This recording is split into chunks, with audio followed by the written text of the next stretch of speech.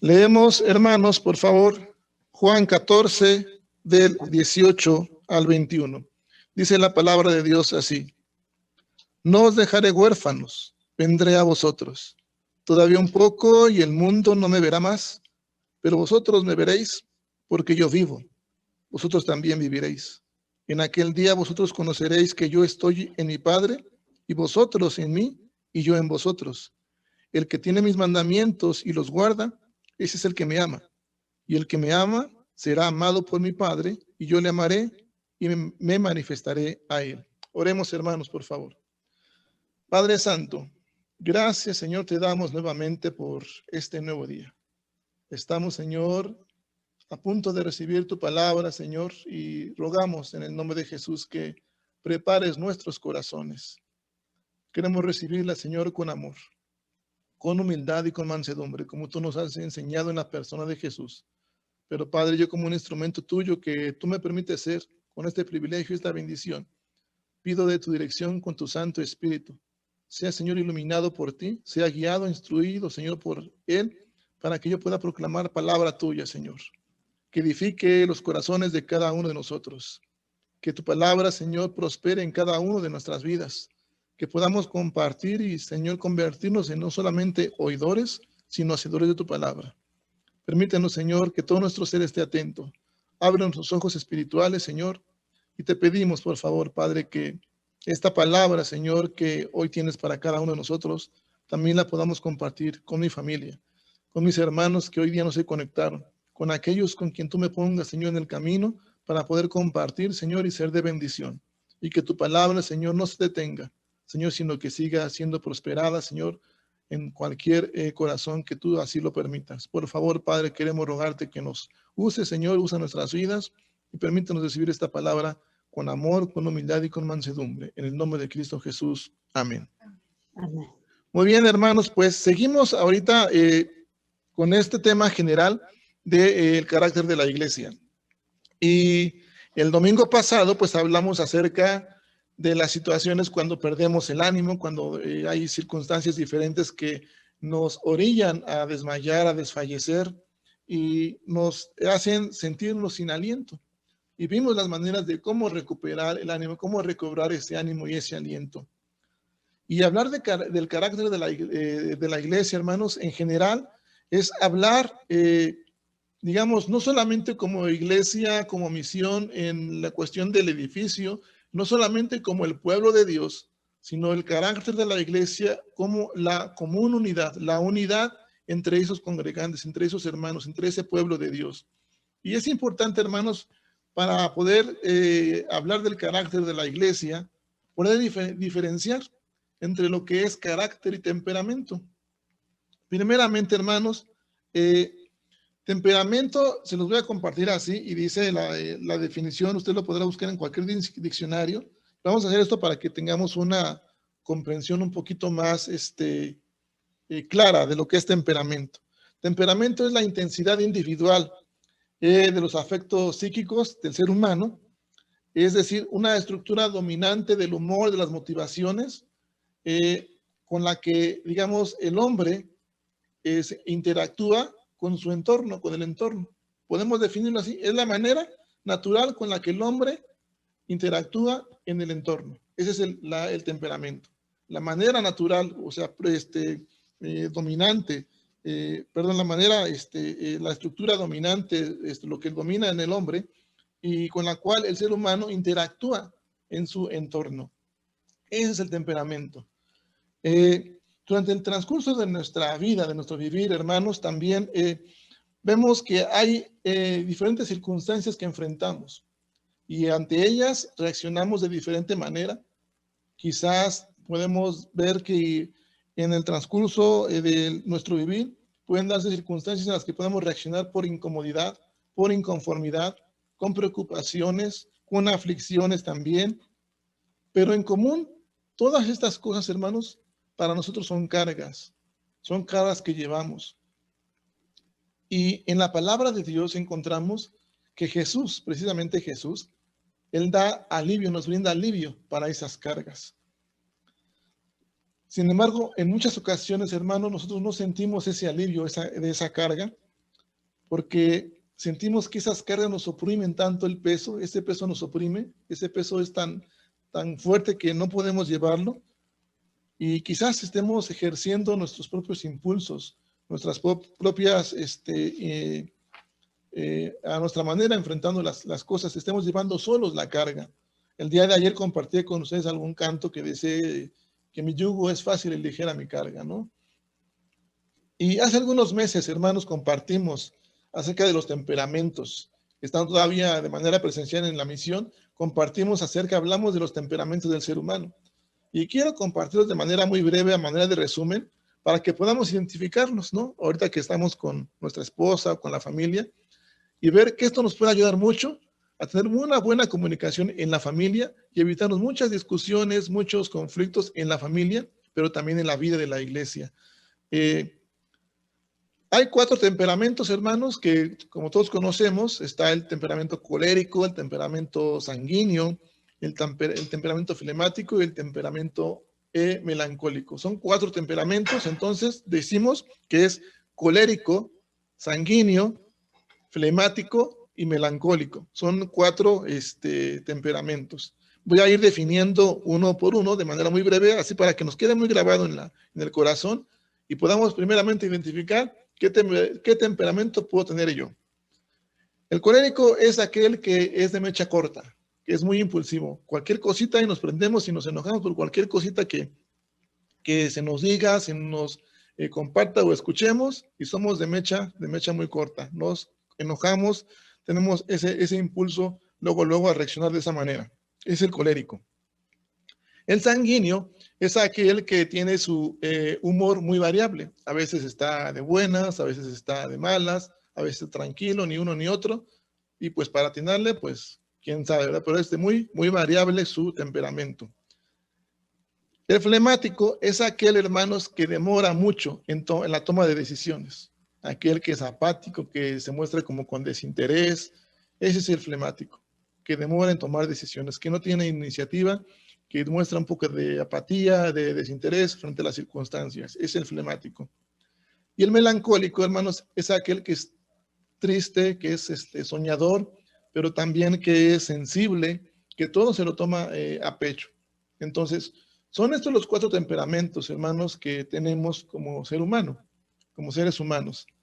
Podemos decir, identificar alguno de ellos, 2 quizás, o a lo mejor hasta los 4, ¿verdad? Y los 4 a veces los tenemos en un solo día. Pero siempre va a haber uno, como dice el temperamento, su definición, que es el que va a predominar en nuestro ser. En el mover de la iglesia, hermanos, como miembros, como congregantes, como cuerpo de Cristo, como seres humanos, muchas veces nos toca ver diferentes opiniones en reuniones, en acuerdos, en decisiones, pero también en algunos casos nos toca ver hasta discusiones o debates acerca de alguna decisión tomada. Y esto, hermanos, a veces da como resultado desilusiones, que muchos se desilusionen. Y regularmente exageramos en esas cargas. Y por eso da ese resultado de desilusión, porque pensamos que somos nosotros los que llevamos a la iglesia sobre nuestros hombros. Estamos cargando ese peso nosotros. Y sin duda, la vida de la iglesia incluye llevar cargas, porque somos los unos de los otros, oramos los unos por los otros. La palabra de Dios dice que llevemos las cargas los unos de los otros también. Pero muchas veces, hermanos, también estas diferencias, estas discusiones y desilusiones se dan cuando menos y en donde menos lo esperamos. Y podemos imaginarnos quizás, bueno, es que el hermano, yo me siento así, yo me desilusioné porque pues me lo puedo esperar de alguien, pero menos de este hermano o de esta hermana. Pero no me refiero a esa parte, hermano, sino vamos a ir desarrollando y descubriendo por qué decimos que estas diferencias y estas desilusiones vienen de donde menos la esperamos y cuando menos la esperamos. Así es en la vida del hombre, así es en la vida también de la iglesia, hermanos. Hubo un hombre, siervo de Dios, que se llamó Pablo, un apóstol. Pablo fue abrumado. Una circunstancia, una iglesia, unos creyentes o miembros rebeldes también, le estaban causando mucha tristeza. Él fue abrumado, pero él tenía que enfrentar la situación y seguir adelante. y tenía que hacerlo a pesar de la salud, porque estaba enfermo. Tenía que hacerlo a pesar de del agotamiento, se sentía cansado por sus viajes, por todo eso, sentía cansado. Tanto así que un día llegó a clamar y decir a Dios que ese aguijón que él tenía que ir a que se le quitara. Y también por la persecución. A pesar de la persecución, también Pablo siguió adelante. Y por un momento, hermanos, quizás él perdió la esperanza de conservar la vida. ¿Cuántas veces nosotros no hemos tenido o nos hemos sentido así? Quizás ya a punto de perder la esperanza de conservar la vida. Ya no puedo más. Sin embargo, hermanos, ante las pruebas es actuar con fe. Ciertamente es actuar con fe. En el tiempo de la adversidad, en el tiempo de prueba. Pero podemos ver en la Escritura, hermanos, que en ningún lugar de la Biblia la fe dice que es ausencia de dolor, o ausencia de aflicción o de prueba. Cuando Pablo se convirtió y Ananías fue al encuentro de Pablo, Dios le dijo a Ananías estas palabras que están en Hechos 9:16. Dice, porque yo le mostraré cuánto le es necesario padecer por mi nombre. Dios le dijo a Ananías así, porque yo le mostraré cuánto le es necesario padecer por mi nombre. Entonces, hermanos, refiriéndonos al temperamento, la mayoría de nosotros decíamos podemos tener uno de esos temperamentos, la mayoría o quizás todos en un solo día o en todo nuestro diario vivir. Pero siempre va a haber uno, hermanos, que es el que predomina en nuestro ser. Y es precisamente ese con el que nos interactuamos con los demás en nuestro entorno. Es el que con el que predomina, es el que interactúa en su entorno del ser humano. Hoy estamos hablando de iglesia. Usted y yo somos iglesia. Somos miembros del mismo cuerpo de Cristo. Y como iglesia estamos pasando una misma situación, una misma adversidad que es la epidemia. Esta situación que estamos viendo todos juntos. Pero nuestra parte predominante hace que no podamos sentir ese amor de Dios en plenitud o a plenitud. Que no podamos sentir su consolación. Y que no lo podamos sentir precisamente en ese tiempo donde lo necesitamos.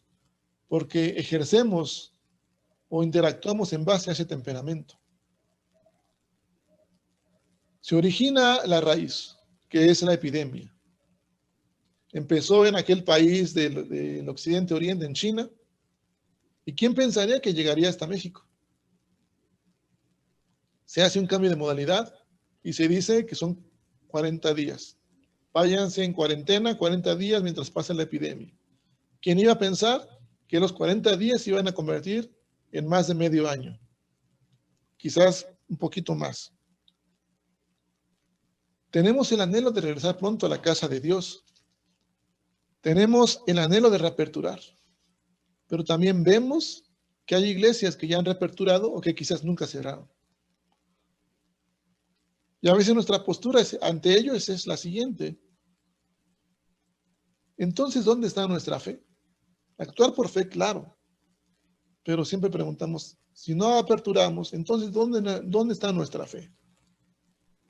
Mis amados hermanos, la parte predominante de nuestro temperamento se hace presente al interactuar ante este entorno que hoy estamos viviendo. Manifestamos incomodidad porque no fueron 40 días, porque fue más tiempo. Inconformidad porque no abrimos los templos ya. Porque hay quienes nunca cerraron. Y leímos el Evangelio de Juan, hermanos, y vemos cómo Dios nos ha amado tanto y cómo quiere consolarnos. Y así es el tema de esta mañana, amor y consolación. Él nos quiere amar y nos quiere consolar. Pero la circunstancia es esta, hermanos. No sentimos su amor en plenitud, ni su consuelo. ¿Por qué? Simplemente porque actuamos y ejercemos nuestro propio temperamento y la parte que predomina. Quisiera de alguna manera concluir con lo siguiente, casi por concluir. Usted y yo tenemos al menos dos cosas, hermanos, dos cosas que tenemos en común. Primero que nada, Anhelamos que esta epidemia termine pronto. Y acabamos de orar por ello. Y que podamos regresar a la normalidad, como lo hacíamos antes. Cada domingo ir de manera presencial al templo, ver a mi hermano, a mi hermana, platicar antes del culto, saludarnos en el tiempo de bienvenida, abrazarnos en el tiempo de la bienvenida y adorar a Dios, escuchar la palabra, salir y comer con alguna familia o tener un tiempo de convivencia, porque hemos recibido palabra de Dios. Queremos regresar a esa normalidad. Tenemos esas dos cosas en común. Y sin duda, claro que hemos de actuar sin temor, que hemos de actuar sin fe, con fe, con fe, pero también es importante, hermanos, que consideremos lo siguiente, 3 cosas que quiero compartirle.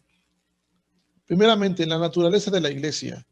Pero antes de ello, quiero pedirle que me acompañe, por favor, ahí mismo, al Evangelio de Juan, en el capítulo 14, y veamos algo importante, hermanos. Leímos del 18 al 21. Dice, todavía un poco y el mundo no me verá más, pero vosotros me veréis porque yo vivo, vosotros también viviréis. En aquel día vosotros conoceréis que yo estoy en mi Padre y vosotros en mí y yo en vosotros. El que tiene mis mandamientos y los guarda, ese es el que me ama. Y el que me ama será amado por mi Padre. Y yo le amaré y me manifestaré a él. Versículo 26.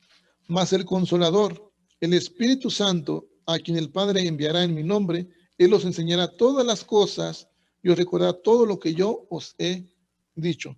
Vemos aquí las dos partes, amor y consolación, hermanos. Pero ahora, ya vimos la definición de temperamento. Ahora, ¿qué es carácter? ¿Qué es el carácter? Carácter es un conjunto de rasgos, de cualidades, hermanos, o circunstancias que indican la naturaleza propia de una cosa.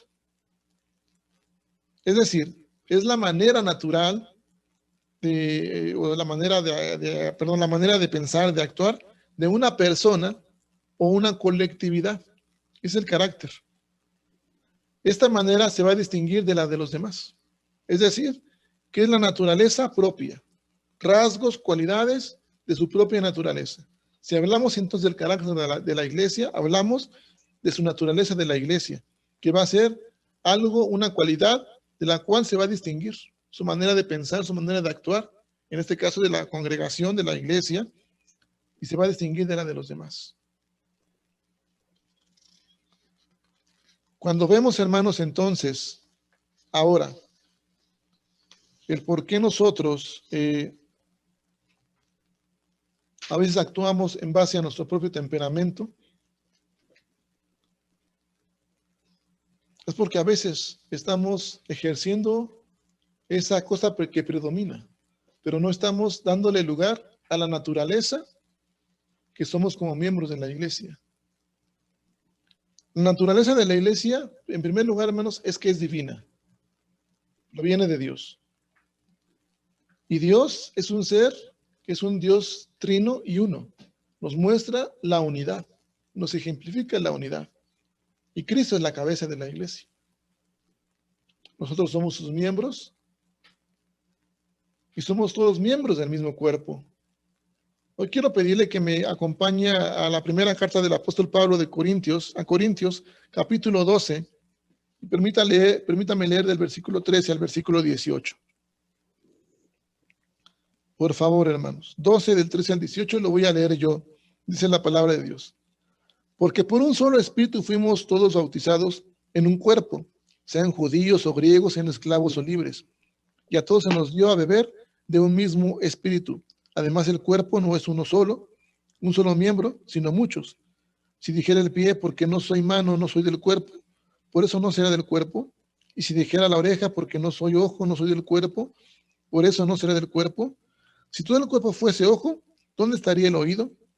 Si todo fuese oído, ¿dónde estaría el olfato? Mas ahora Dios ha colocado los miembros, cada uno de ellos, en el cuerpo, como Él quiso. Ejemplifica e ilustra el cuerpo humano. Pero si hablamos de iglesia, el cuerpo de Cristo, dice, Mas ahora Dios ha colocado los miembros, cada uno de ellos, en el cuerpo como Él quiso. Mis amados hermanos, Cristo nos ha colocado en una iglesia para adorarle. Y lo ha hecho como Él quiso, en la que Él quiso. Le ha colocado a usted en una iglesia, en un lugar, para que usted le adore, junto con los hermanos, para que le sirva, y en esa iglesia ejerza su don, el don que ha puesto en servicio y en adoración a Dios. Ahora, hermanos, no es malo, hermanos, el que yo pueda ver otra transmisión de otra iglesia, el que pueda yo acudir a otra iglesia, no es malo, al contrario, hermanos, nos capacita, nos edifica, siempre y cuando sea la sana doctrina, claro. Pero únase a su iglesia, únase a donde Dios le ha puesto, le ha colocado, primeramente. Manifiesten la unidad en su iglesia, no se divida. Únase a su iglesia. Y después usted podrá quizás hacer un devocional en su casa también. Es importante, no es malo, al contrario, tenemos que hacerlo, tenemos que seguir siendo iglesia y comenzar en nuestro hogar para que esa unidad que manifestamos en nuestro hogar sea manifestada y expresada también en la iglesia donde Dios nos ha colocado y poder infundir e invitar y alentar a esa unidad, a esa común unidad. Ser iglesia, hermano, la definición de iglesia es asamblea, es congregación, pero no solamente son los miembros, sino es la común unidad entre esos miembros, la presencia de Dios en esa unidad, como miembros del cuerpo de Cristo, como iglesia. Ahora, hermanos, quiero que me acompañe en la parte de Génesis capítulo 18, por favor. Primer punto entonces, hermanos, para poder disfrutar a plenitud del amor y la consolación de Dios, es unirme y considerar que Dios me ha colocado en una iglesia para adorarle y para servirle. Génesis capítulo 18, por favor, hermanos. Decíamos hace un momento que tenemos algo en común, que es que esta epidemia termine pronto. 18, 23 al 26. Cuando Dios iba a destruir Sodoma, Abraham se presenta ante Dios y le dice, destruirá esta ciudad aunque haya justos aquí. Por causa de los impíos pagarán los justos, le decía Abraham a Dios. Y veamos su respuesta también de esta historia. 18, 23 al 26 dice, y se acercó a Abraham y dijo, ¿destruirás también al justo con el impío? Quizá haya 50 justos dentro de la ciudad. ¿Destruirás también y no perdonarás al lugar por amor a los 50 justos que estén dentro de él? Lejos de ti el hacer tal, que hagas morir al justo con el impío y que sea el justo tratado como el impío. Nunca tal hagas. El juez de toda la tierra no ha de hacer lo que es justo. Entonces respondió Jehová, si hallar en Sodoma 50 justos dentro de la ciudad, perdonaré a todo este lugar por amor a quién? A ellos, a los justos. Y después comienza Abraham y decir, quizás haya 45. Quizás haya, sí, dice la palabra de Dios, versículo 28. Dice, quizá faltarán de 50 justos 5. Dice la palabra de Dios. ¿Destruirás por aquellos 5 toda la ciudad? Y dijo, no la destruiré.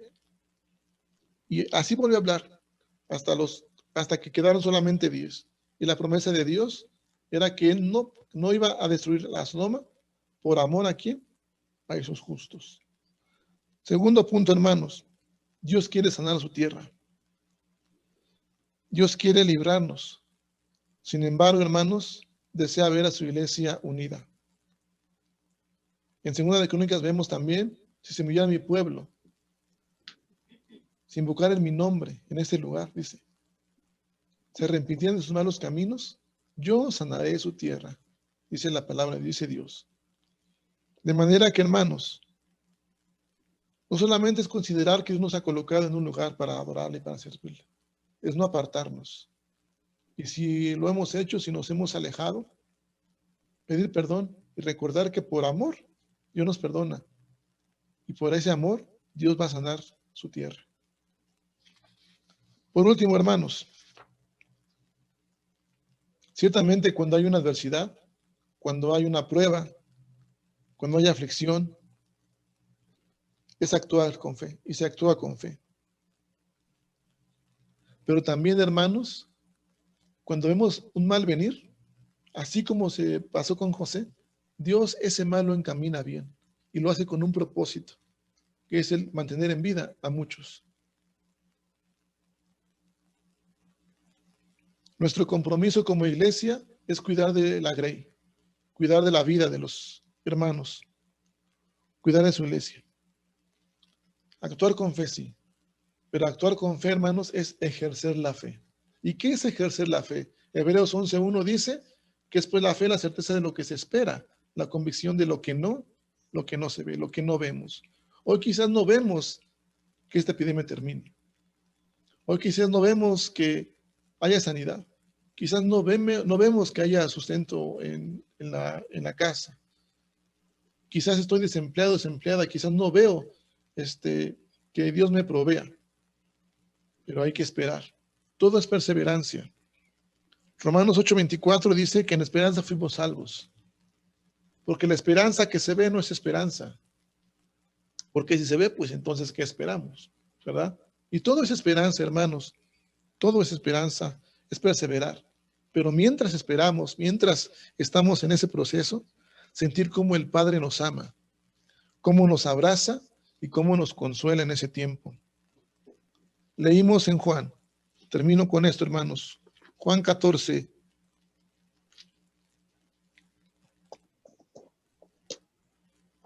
Y vuelvo a leer estos textos, hermanos, porque es importante. Todavía un poco y el mundo no me verá más, pero vosotros me veréis, porque yo vivo, vosotros también viviréis. Primera promesa. En aquel día vosotros conoceréis que yo estoy en mi Padre y vosotros en mí y yo en vosotros. Permanecer, esperar y permanecer. El que tiene mis mandamientos y los guarda, ese es el que me ama. El que me ama será amado por mi Padre y yo le amaré, dice Jesús, y me manifestaré a él. ¿De qué manera Jesús se va a manifestar a nuestra vida? Mas el Consolador, el Espíritu Santo, a quien el Padre enviará en mi nombre, él les enseñará todas las cosas y os recordará todo lo que yo os he dicho. El versículo 27 que dice, hermanos, quiero que lo compartan ahí, por favor, dice, la paz os dejo, mi paz os doy. Yo no la doy como el mundo la da, no se turbe vuestro corazón, ni tenga qué, ni tenga miedo. Yo le invito, hermano, a que sigamos siendo iglesia, a tomar parte del carácter de Cristo. Como Él nos ha mostrado en la unidad y así mantenernos, permanecer en Él, unidos como una iglesia y juntos disfrutar del amor y de la consolación de Dios. Porque solamente en Él encontramos la paz, en Él tenemos esperanza. Es esperar, permanecer y disfrutar y gozar de ese amor, de esa consolación que solamente su Espíritu nos puede dar, ese Dios consolador. Y así, ese es parte del carácter de Cristo. También Él perseveró. Él también, hermanos,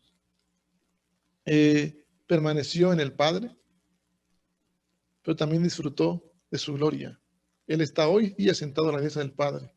Está preparando lugar para usted y para mí, como lo cantamos hace un momento. Disfrute su abrazo. No vemos la respuesta. Es un proceso, pero esperamos. Así como esperamos la venida de Cristo.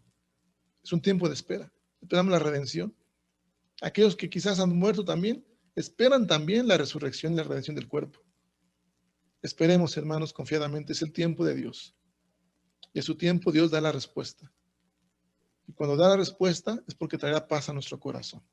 Disfrute de ese abrazo y de esa consolación que solamente el Padre en la persona de Jesús nos puede dar y enviando a su Santo Espíritu Consolador. Vamos a orar, hermanos, por favor. Padre, gracias, Señor, te damos porque nos has dado la oportunidad de poder escuchar esta palabra, Señor, esta palabra de amor, que nos recuerda, Señor, que tú nos amas y que te amamos precisamente por eso, Padre, porque tú nos has amado primero. Padre, gracias por tu palabra. La hemos recibido en nuestro corazón con verdad, con humildad y con mansedumbre. Hoy, Señor, recordamos, Padre, que todo es un proceso de esperar, de perseverar, de permanecer en ti, Señor, confiadamente, ejerciendo la fe.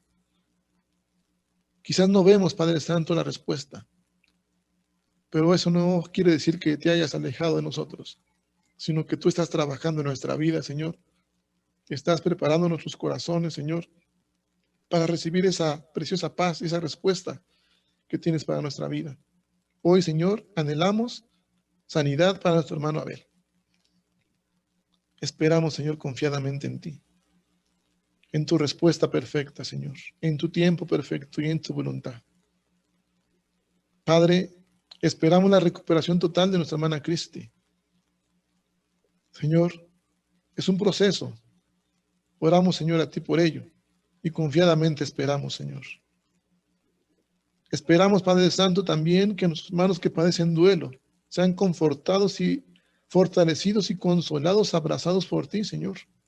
Es un proceso largo y también de perseverancia y de espera, Señor. Pero eres tú quien llena los corazones de tu preciosa paz.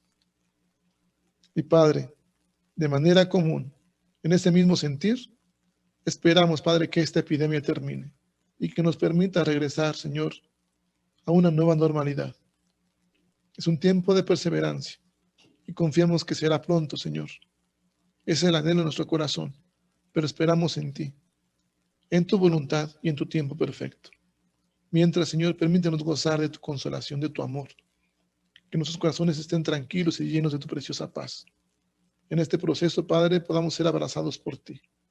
En el nombre precioso de Cristo Jesús oramos y te lo pedimos. Amén.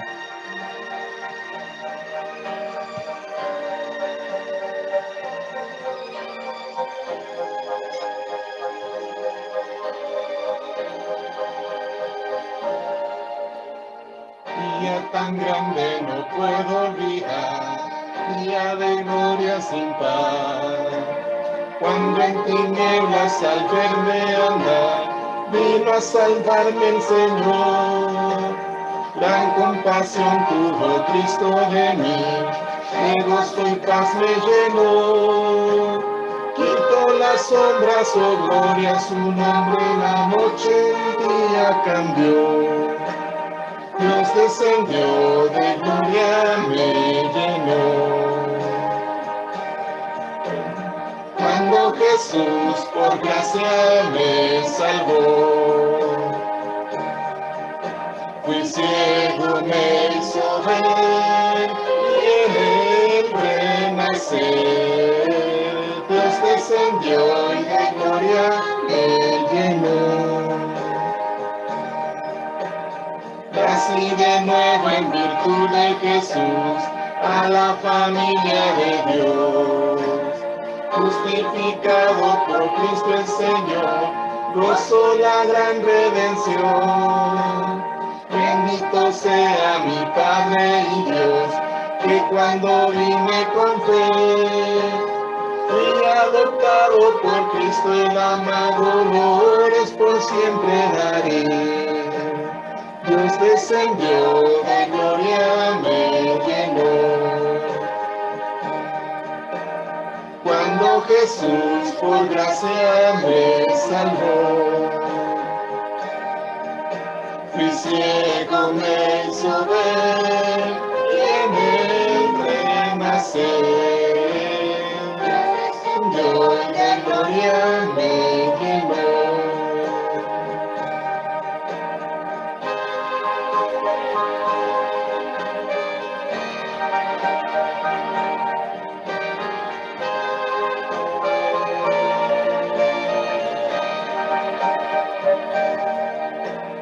Tengo esperanza de gloria eterna, me regocijo en Jesús. Me ha preparado un bello lugar en la mansión celestial. Siempre recuerdo con fe y gratitud al contemplarle en la cruz, que sus heridas me dieron la vida, alabo al bendito Señor. Dios descendió, de gloria me llenó. Cuando Jesús por gracia me salvó, fui ciego, me hizo ver y en él renacer. Dios descendió y de gloria me llenó.